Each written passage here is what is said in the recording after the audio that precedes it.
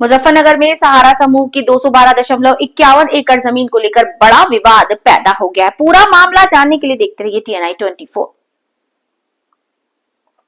एक स्थानीय नागरिक ने आरोप लगाया कि प्लॉट बिक्री, भुगतान और रजिस्ट्री में सुप्रीम कोर्ट और SCBI के आदेशों की सीधी अनदेखी की गई। जिले के DM से इस पूरे मामले की उच्च स्तरीय जांच की मांग की। मिली जानकारी के अनुसार प्रार्थी ने आरोप लगाया कि सुप्रीम कोर्ट के 2013, 14 और 16 के आदेशों में ये स्पष्ट था कि सहारा समूह बिना शर्त पूरी किए कोई भी अचल संपत्ति ट्रांसफर नहीं कर सकता। इसके बावजूद 212.51 एकड़ जमीन की कथित बिक्री की गई और भुगतान SCBI CB share refund account में जमा हुआ ही या नहीं, इसका कोई प्रमाण प्रस्तुत नहीं किया गया। ये भी दावा किया गया है कि प्लॉट बुकिंग वर्ष 2024 में ही कर ली गई, जबकि नक्शा अनुमोदन 2025 का बताया जा रहा है। इसके साथ साथ कंप्लीशन सर्टिफिकेट के रजिस्ट्री कराने का भी गंभीर आरोप लगाया, जो रेरा एक्ट 2016 की धारा 3(1) का खुला उल्लंघन माना जा रहा है।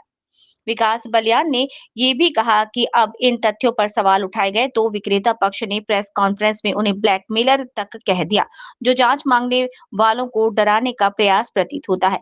पत्र में विकास बलियान ने जिलाधिकारी से प्रमुख बिंदुओं पर तत्काल जांच की मांग की। क्या जमीन बिक्री सेबी सुप्रीम कोर्ट शर्तों के तहत हुई? क्या वसूला गया पैसा सेबी के रिफंड खाते में जमा हुआ? क्या 2024 में रेरा अनुमति से पहले प्लॉट बेचे गए?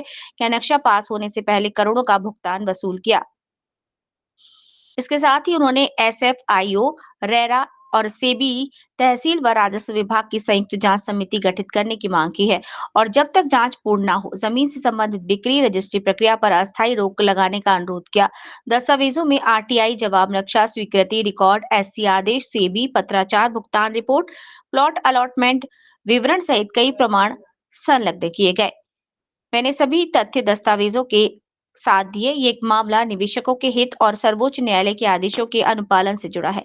जल्द जांच होनी चाहिए। जी विकास जी, DM साहब से मिलना है, क्या मामला? देखिए, न्यूमैक्स से जुड़ा हुआ मामला है। सहारा सेबी का ये मामला है और लगभग 71 ज़मीनें थी सहारा की जो उसने सेबी के पास गिरवी रखी थी। उसमें मुजफ्फरनगर की भी ये 212.51 एकड़ ज़मीन थी, जो 2013 में उसने 307 करोड़ रुपए बता के गिरवी रखी थी और सुप्रीम कोर्ट का आदेश था कि ये ज़मीन जब भी बिके तो 90% जो सर्किल रेट है उससे कम में ना बिके। दूसरा, सहारा से जुड़ा हुआ कोई व्यक्ति इसे ना खरीदे और जो भी इसमें से पैसा आएगा वो बायर की ज़िम्मेदारी है कि वो सेबी सहारा अकाउंट में जमा हो। लेकिन कोई भी शर्त पूरी नहीं हुई है। बहुत से सहारा से जुड़े लोग भी इसमें शामिल रहे हैं और मात्र 100 करोड़ रुपए में ये पूरी ज़मीन बिक गई है, जिसकी कीमत 2013 में 300 करोड़ बताई गई थी, जो फिलहाल 1000 करोड़ रुपए से ज़्यादा की है। सेबी सहारा में कोई भी इस पैसा जमा नहीं हुआ और न्यूमैक्स की तरफ से कल एक प्रेस कॉन्फ्रेंस करके ये कहा गया कि हमने तो सहारा से ज़मीन खरीदी है और हमने टोटल पैसा उनको दे दिया है, उन्होंने आगे जमा किया नहीं किया उनकी ज़िम्मेदारी है। इसका मतलब सहारा झूठ बोल रहा है, फ्रॉड कर रहा है। कोई फ्रॉड व्यक्ति फिर अगर इन्हें ज़मीन दे रहा है, इन्हें बेनामा कर रहा है तो वो भी फ्रॉड ही है, तो ज़मीन इनकी नहीं है। ऐसी बहुत सारी कहानियाँ इस न्यूमैक्स से जुड़ी हुई हैं। इन्होंने 2014 में 2024 में इसका नक्शा पास कराए बगैर तमाम इसकी संपत्ति बेचनी शुरू कर दी थी, जिसके तमाम तथ्य रसीद मेरे पास मौजूद है।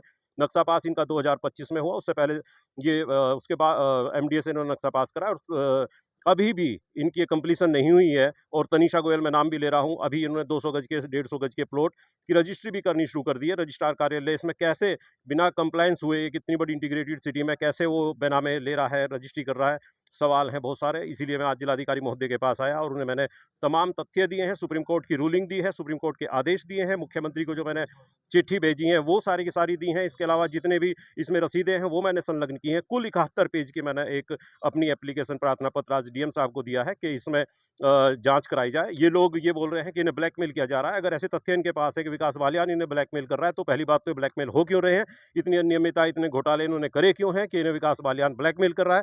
दूसरी बात, अगर ऐसी बात है कि मैंने ब्लैकमेल कर रहा हूँ, ऐसी कोई भी बात है तो मैं